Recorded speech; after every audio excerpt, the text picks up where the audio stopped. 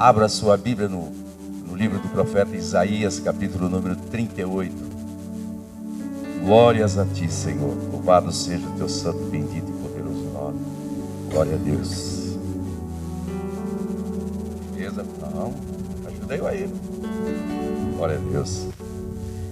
Isaías, capítulo número 38.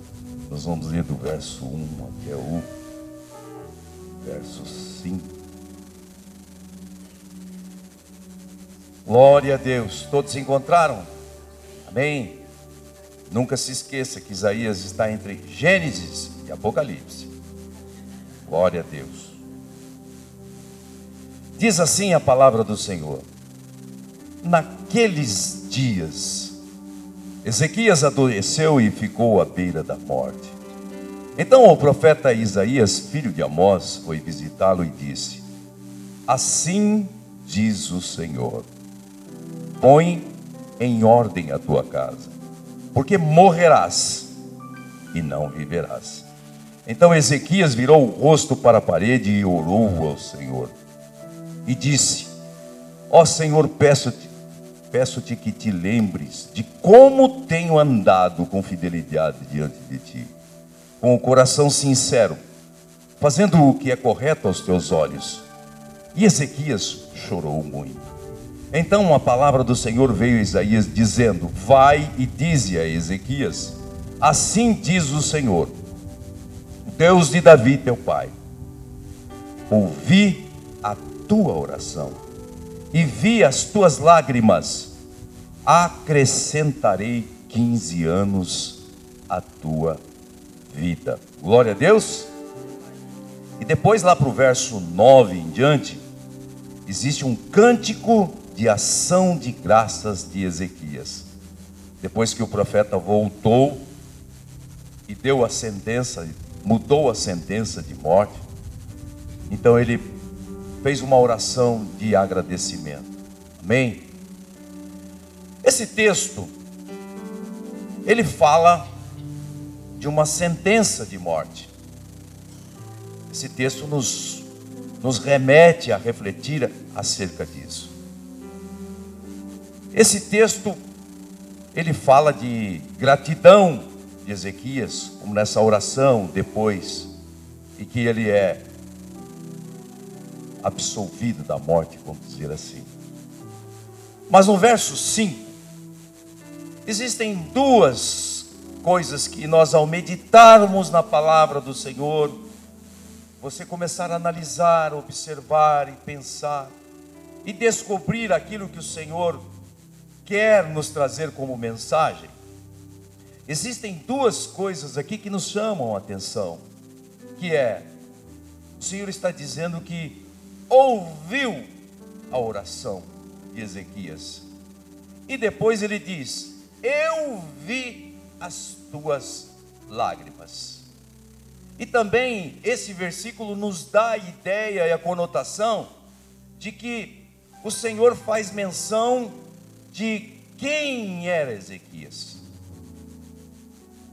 Então pela misericórdia do Senhor, a minha oração é de que nesta manhã, ao refletirmos nessa palavra, eu possa ser um instrumento guiado pelo Espírito Santo para trazer uma breve mensagem, talvez uma simples mensagem, porque Deus está nas coisas simples, mas que você saia daqui dessa manhã com uma resposta diferente da maneira e como você entrou aqui dentro. Amém? Então, ao focarmos a nossa atenção sobre aquilo que Deus disse, que eu ouvi a tua oração, nós podemos perguntar: o que Deus ouviu de Ezequias? Ouviu o quê? Eu ouvi a tua oração, mas ouviu o quê? E a palavra ouvir, quando você vai estudá-la, lá no seu original, no hebraico, ela tem algumas conotações. Ou seja, eu posso ouvir você e Deus pode ouvir você de algumas maneiras diferentes. Não é simplesmente ouviu e ponto final. Não. Por exemplo, a raiz do verbo ouvir se chama chamar. Ela aparece em 1085 vezes, em 1085 versículos, e ela tem os seguintes significados. Primeiro, Deus ouviu no sentido de obedecer. Por quê? Porque a própria Bíblia nos dá a resposta. Ela nos faz refletir, nos dá o problema, mas também nos dá a solução. Lá em Números 12, 2, o Senhor diz que ouviu Miriam e Arão resmungando. Então, o Senhor pode nos ouvir a nossa oração, no sentido de prestar atenção naquilo que estamos falando.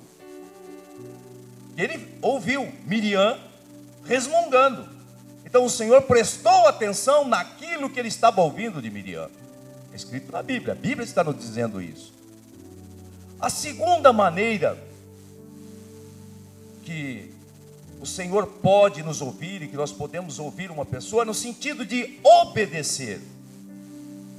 Gênesis 3,17 diz assim: e a Adão diz: visto que você deu ouvidos à sua mulher e obedeceu, então eu também, e o Senhor pode nos ouvir no sentido de que se estamos obedecendo ao Senhor.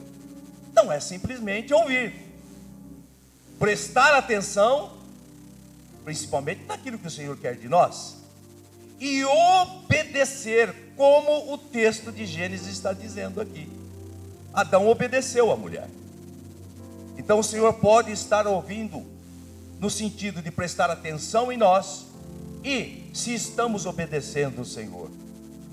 A terceira maneira, o terceiro sentido que a palavra ouvir tem essa conotação, é de que Juízes 13:9 diz assim: Deus ouviu a voz de Manoá, e o anjo do Senhor veio outra vez à mulher. O Senhor pode e está nos ouvindo no sentido de responder, porque o texto está dizendo que ouviu Manoá e respondeu o pedido dela. É uma maneira diferente de ouvir, então não é simplesmente ouvir. A quarta maneira, o quarto sentido, que também a palavra ouvir nos dá, ele está em Gênesis 11:7. Diz assim: vinde, desçamos e confundamos ali a sua linguagem, para que um não entenda a linguagem do outro. É a passagem da Torre de Babel. Então, o Senhor nos ouve no sentido também de compreensão.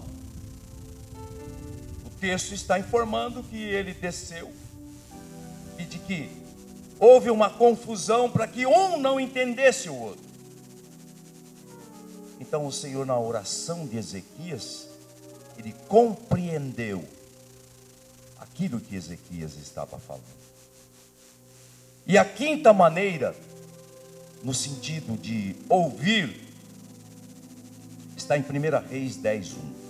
Olha só: tendo a rainha de Sabá ouvido a fama de Salomão com respeito ao nome do Senhor, veio prová-lo com perguntas difíceis. A quinta maneira, no sentido de ouvir, é de examinar criticamente. E o Senhor pode fazer isso.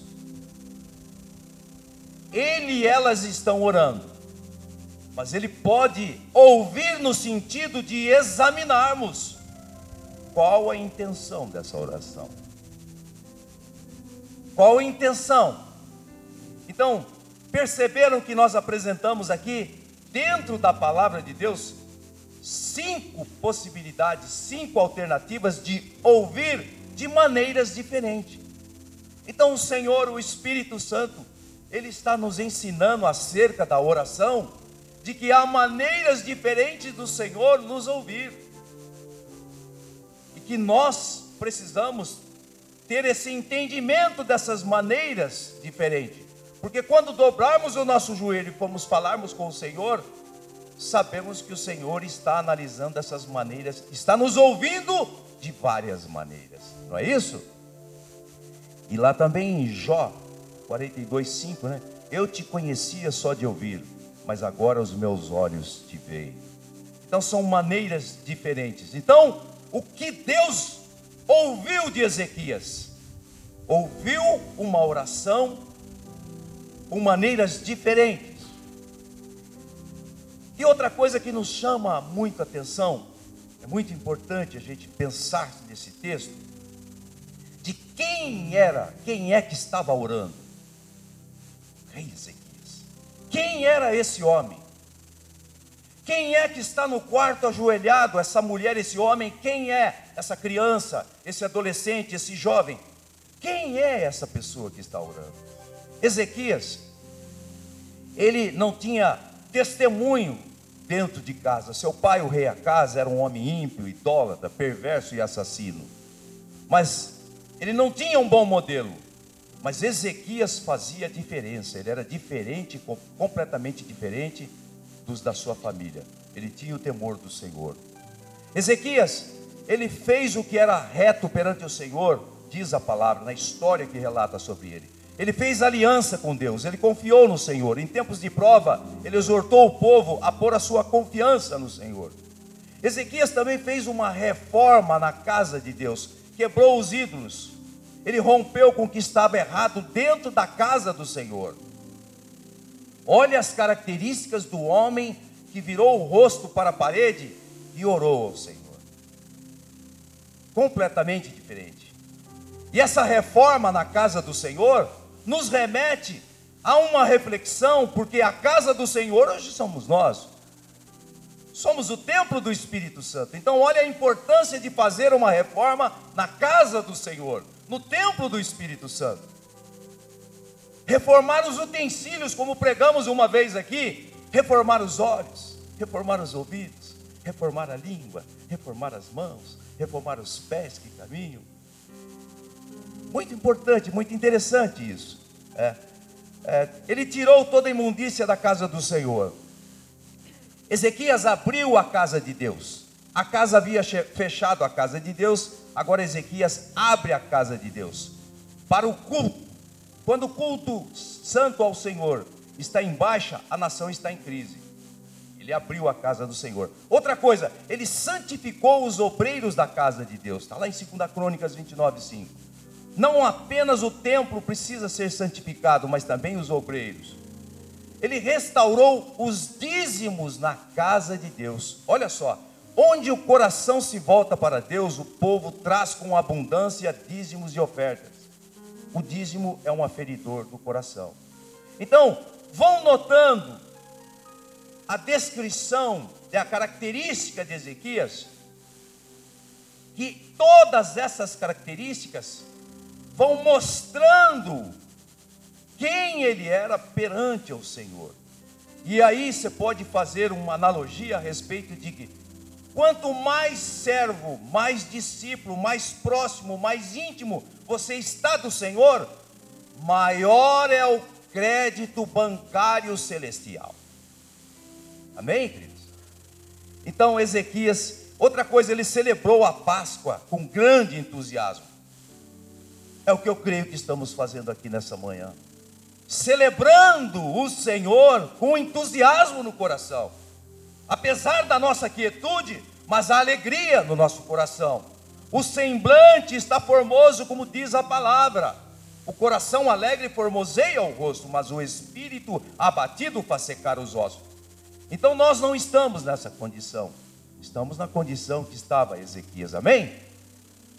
Ele celebrou a Páscoa com tudo. E poderíamos, se o tempo nos permitisse, avançarmos em muito mais. Mas outra coisa que Deus viu de Ezequias, que está bem nítido aqui. Ele ouviu Ezequias, analisamos a forma com que Deus ouviu Ezequias, e ele viu as lágrimas. Foi outra coisa. Ele poderia só ter dito na palavra: olha, eu ouvi Ezequias, ponto final. Mas ele disse: eu vi as tuas lágrimas. Lágrimas também tem alguma conotação diferente. Ah, mas lágrimas são lágrimas. Não, há diferença. Como há diferença na maneira de ouvir. Por exemplo, existe um tipo de lágrimas chamada lágrimas basal. O que é isso, pastor? É um processo biológico. Simplesmente são lágrimas de lubrificação dos olhos. De repente, dependendo da umidade do ar ou numa situação qualquer, você sente lágrimas nos seus olhos. É a lubrificação normal dos seus olhos. Isso chama-se lágrimas basal. Existe também outro tipo, que são lágrimas reflexivas. O que são lágrimas reflexivas? É o resultado de irritação dos olhos por partículas estranhas ou pela presença de substâncias irritantes, como vapores, cebola, gás lacrimogêneo e spray de pimenta. É uma lágrima diferente. Lágrimas reflexivas. Há um outro tipo de lágrimas chamadas lágrimas emocionais, ou choro. Esse tipo de lágrimas é causado por um forte estresse emocional, como raiva, sofrimento, aflição, felicidade ou dor física. Lágrimas diferentes. Está falando de emoções, dor física, certo?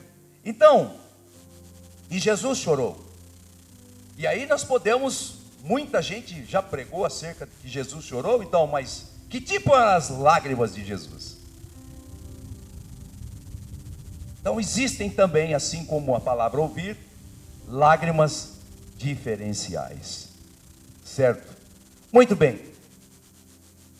Dito isso, nos remetendo para aquilo que o Senhor quer trazer nesta manhã para nós, a história de Ezequias, e vendo a diferença do que ele ouviu e das lágrimas de Ezequias, nós precisamos tirar, obrigado querido, nós precisamos trazer para os dias de hoje, e esse é o objetivo da palavra de Deus, lições.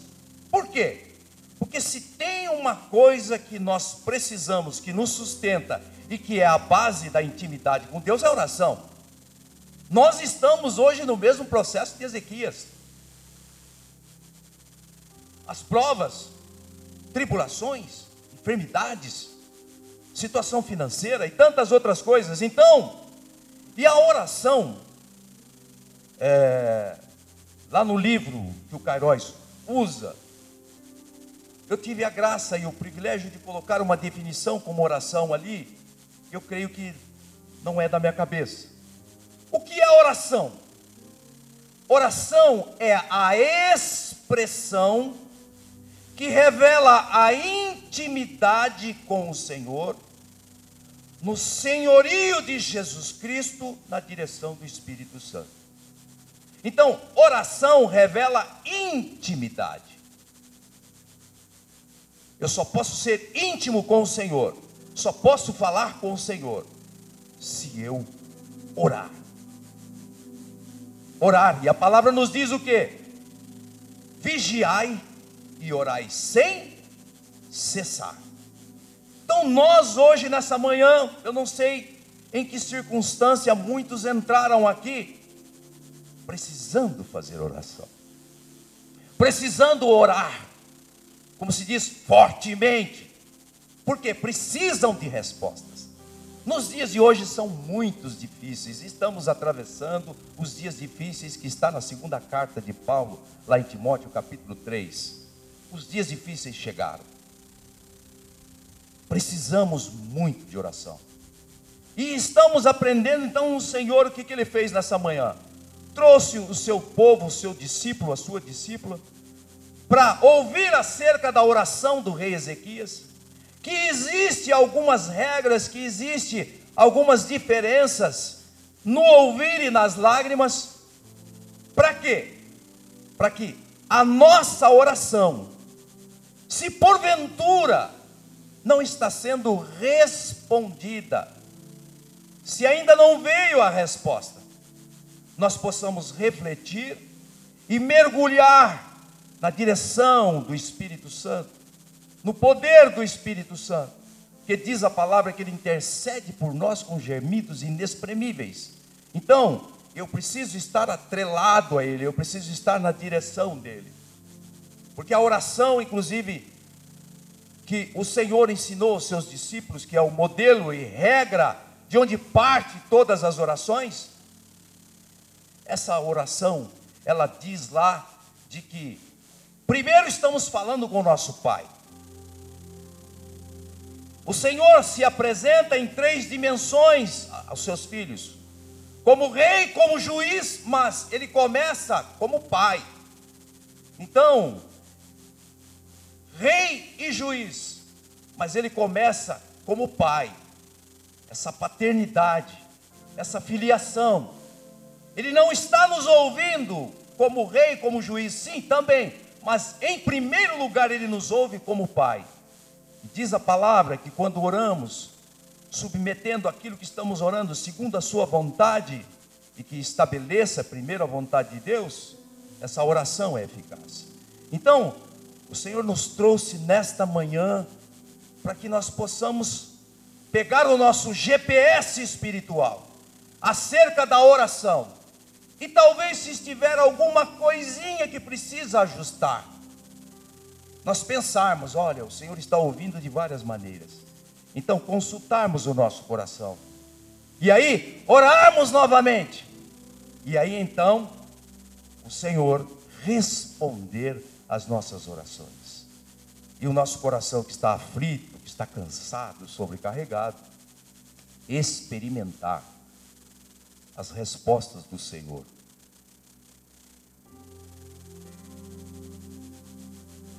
Pastor, a oração, a Bíblia fala de que há efeitos na oração de um justo, ela é eficaz. E se nós então aplicarmos esses princípios que nós estamos falando, a nossa oração vai ser eficaz. O que é uma oração eficaz? Uma oração eficaz é, em primeiro lugar, quando ela é feita por um filho e uma filha de Deus.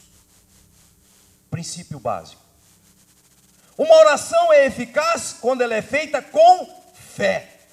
Sem fé é impossível agradar a Deus. Uma oração é eficaz por um filho e uma filha com fé na direção do Espírito Santo. Ela é eficaz. E também a oração, ela é eficaz quando nós examinamos o nosso coração antes de orarmos. Ainda que os nossos lábios sejam fracos, diz a palavra, mas se ela é feita na direção do Espírito Santo, ainda que não possamos nem balbuciar algumas palavras, ele intercede por nós com gemidos inexprimíveis. Hebreus também fala da vontade de Deus. João 5,14 diz que nós temos que ter o coração limpo. E há uma coisa que eu aprendi, há muito tempo atrás, e que é muito importante. A Bíblia fala de pecados não confessados. O salmista Davi fala acerca disso. Então, se eu estiver na condição do rei Ezequias, amanhã, segunda-feira, eu preciso de uma porta aberta, porque não dá mais para suportar, a situação, ela é caótica financeira, olha, o meu relacionamento, olha, a minha situação, marido-mulher, situação com os filhos, ou então, eu estou com uma enfermidade, fui diagnosticado, e essa doença, ela pode me levar à morte, ou seja, uma situação de tremenda aflição. Dentre todos esses requisitos, nós vamos virar o rosto para a parede ou não, dobrar os nossos joelhos. Mas a Bíblia fala que o coração tem que estar limpo. Então, o que Deus viu no coração de Ezequias, que o Salomão explica que dele procede as fontes da vida, lá em Provérbios 4, 23. Então, para fechar, para encerrar, para que a nossa oração realmente saiamos daqui e venhamos a regozijar com o resultado da nossa oração, o que Deus viu na mente de Ezequias, e é vasto, podemos refletir muitas coisas. O que Deus viu no sentimento de Ezequias, e o que Deus viu na vontade de Ezequias. Se nós orarmos, refletindo, e pegando o nosso coração, e caminhando nesta direção, como esses princípios, como essa direção que o Espírito Santo nos deu dessa manhã, pode ter certeza absoluta de que o que Deus vai ouvir de você será maravilhoso. Pode ter a certeza absoluta que as suas lágrimas não serão lágrimas de cebola. E tem um segredinho maior para a gente fechar essa palavra. Eu disse mente, sentimento e vontade. O homem, o ser humano, ele é dirigido muito mais pelo sentimento e pela vontade do que pela razão. Por isso que a Bíblia cobra muito culto racional, transformação através da renovação da nossa mente. Fala de consciência limpa, de mente limpa. Mas tem um segredinho aqui. Vamos imaginar que você está atravessando uma tempestade tão grande. Vamos imaginar que a sua luta é uma luta, não digo maior do que suas forças, porque a palavra diz que o Senhor não nos dá uma carga maior do que podemos suportar. Mas é dura, é difícil, só você sabe. E a sua mente está com dificuldade de organizar as coisas. A sua mente está com dificuldade de se concentrar numa determinada palavra, de se concentrar num versículo chave, naquilo que Deus disse, numa promessa. Existe uma saída. A Bíblia diz em Filipenses 2, 5, diz assim: de sorte que haja em vós o mesmo sentimento que houve em Cristo Jesus. A mente está confusa, mas se os seus sentimentos nessa oração foram um sentimento acompanhado de lágrimas emotivas, mas de uma emoção que ela se atrela a esse sentimento, sentimento de humildade, sentimento de temor, sentimento de reconhecimento da soberania de Deus, sentimento de compaixão, sentimento. As misericórdias do Senhor são as causas de não sermos consumidos.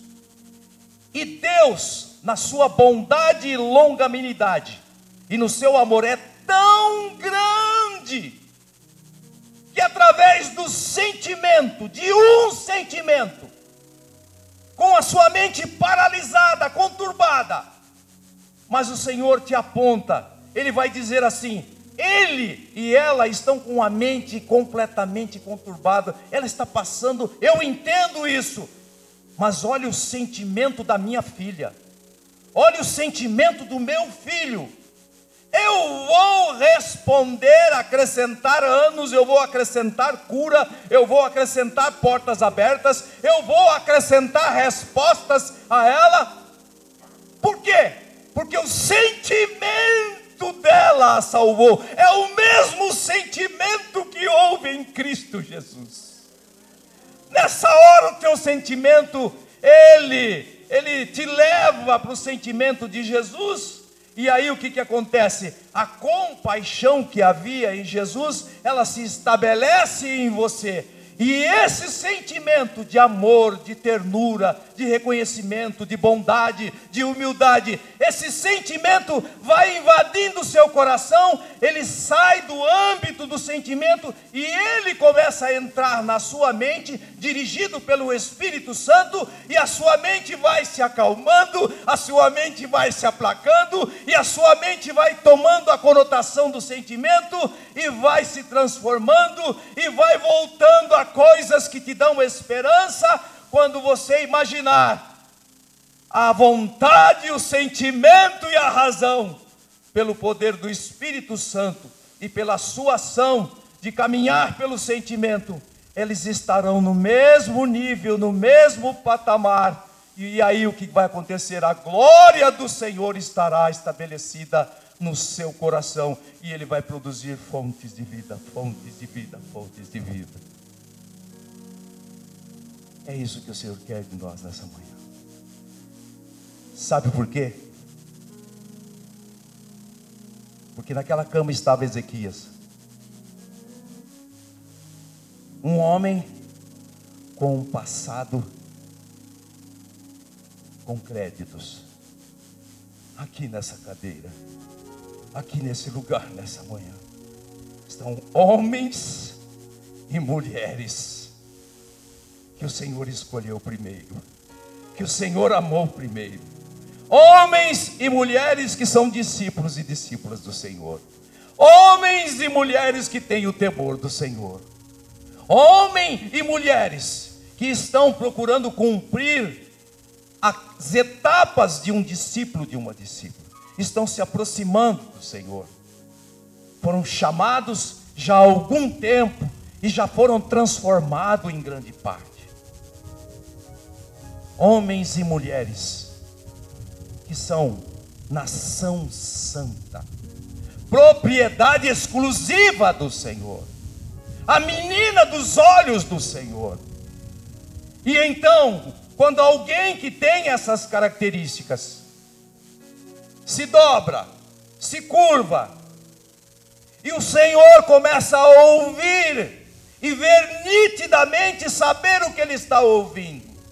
E quando as lágrimas descem, são lágrimas emotivas, são lágrimas que expressam o sentimento de quem não desistiu do Senhor. Apesar da circunstância, ele continua adorando o Senhor, continua orando ao Senhor, continua crendo no Senhor, continua perguntando: Tu és o meu Deus, Tu és a minha rocha, seguro presente, Tu és tudo para mim. E as lágrimas descem, e os anjos então já são enviados e ficam ao redor, para que não entre uma seta, para que o inimigo não desvie a mente, e começa a haver um clima, uma esfera celestial, e aí você pode experimentar as experiências sobrenaturais com Deus. Você acaba sentindo a presença de Deus. É uma paz que você não consegue explicar para ninguém. Aí você ouve a voz do Espírito Santo no teu ouvido: filha, continua. Filha, não desista. E você fala: não vou desistir, porque Jesus naquela cruz pagou por mim um preço tão grande. O que Jesus fez ninguém faria. Jesus me deu a receita. Jesus na cruz do Calvário gerou esperança, gerou fé, gerou vida. Jesus foi na frente, tomou a decisão e pagou o preço de sangue. Oh, então eu não posso desistir, eu tenho que acreditar. Daqui a pouco as coisas vão acontecer. O Senhor não opera em milênios. O Senhor não opera em séculos. O Senhor não opera em anos. O Senhor não opera em mês. O Senhor não opera em hora. O Senhor não opera em minutos. O Senhor não opera em segundos. O Senhor opera numa coisa chamada unidade indivisível do tempo. Sabe o que é isso? O Senhor opera no momento. No momento a porta se escancara. No momento o véu se rasga. No momento o telefone toca. No momento você é tocado na chaga, na ferida, e você sente queimar, você sente passar no seu peito, na sua corrente sanguínea, na sua pressão arterial, nos seus pulmões. Ele toca e você sente que acontece algo sobrenatural. É no momento, não é no segundo, não, é no momento. E esse momento acontece quando você ora assim, quando as suas lágrimas são assim. Por isso, não saia daqui desta manhã com dúvidas. O Senhor te trouxe aqui para encher o seu coração de alegria e dizer para você que você não é diferente de Ezequias. Os tempos são diferentes, a posição é diferente, mas você tem o temor que tinha Ezequias. Você restaurou a casa de Deus como Ezequias. Você tem gratidão ao Senhor como Ezequias, porque você dizima, você oferta, você diz ao Senhor, você entrega produtos para a cesta básica, você dá uma palavra para aquele que está desesperado, você abençoa, você dá um abraço, você dá uma palavra, você ora pelas pessoas. Você não é diferente de Ezequias. Então, levante-se na fé. Pega o teu sentimento agora, ainda que a tua mente esteja embaralhada, mas usa o sentimento de amor, de compaixão. Que haja em você nesta manhã o mesmo sentimento que houve em Cristo Jesus. Esse sentimento que nos agasalha, que nos transforma.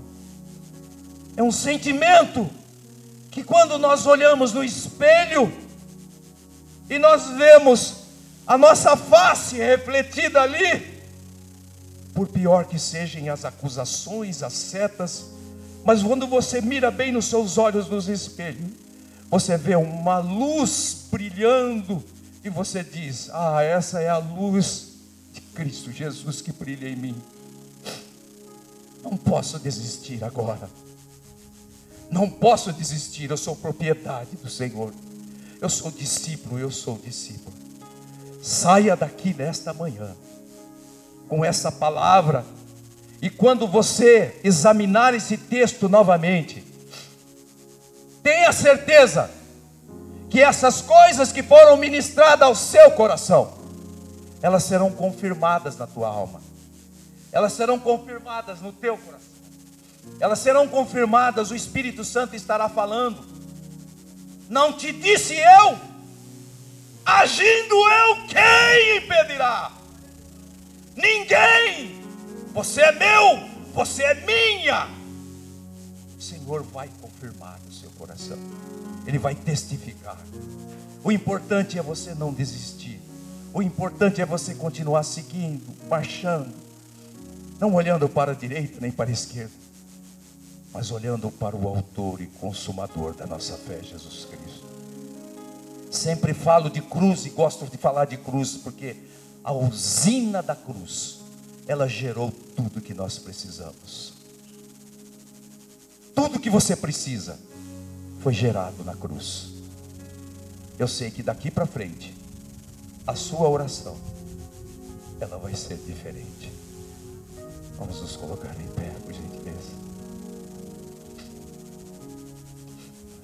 Senhor, a palavra foi exposta, o Senhor trouxe a mensagem, e aqui estão, Senhor, terrenos férteis, corações como terra boa, e que esta semente, Senhor, ela venha germinar, ela vai germinar, mas a minha oração é de que germine já hoje, que já comece já nessa semana a produzir frutos, porque a tua palavra não volta vazia, e se a terra é boa, dará muitos frutos.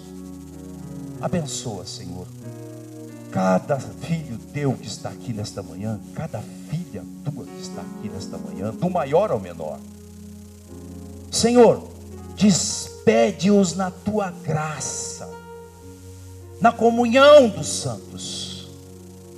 Senhor, que eles não olhem para as circunstâncias, e que nessa oração diferente que farão daqui para frente, daqui por diante, possam experimentar, não em dezembro, não em janeiro, Mas como Ezequias experimentou minutos depois, a tua graça, o teu amor, a tua compaixão, a tua resposta. Ah, Senhor, que eles possam experimentar, Senhor, sinais, prodígios, maravilhas, e assim o teu nome ser louvado, glorificado. Pai, que o teu grande e infinito amor continue sendo derramado nos nossos corações, e que a graça maravilhosa de nosso Senhor e Salvador Jesus Cristo, ela venha nos revestir contra os dias maus, e as doces consolações do Espírito Santo eleve os nossos olhos para o alto, de onde vem o nosso socorro, não somente hoje, mas todos os dias, até nos encontrarmos lá no céu. Assim oramos com ações de graça, bendizemos e profetizamos a tua vitória ao teu povo, em nome de nosso Senhor e Salvador Jesus Cristo. Amém. Será que você poderia expressar a sua gratidão e aceitação dessa palavra com o melhor ao Senhor, aplaudindo o nome de Jesus?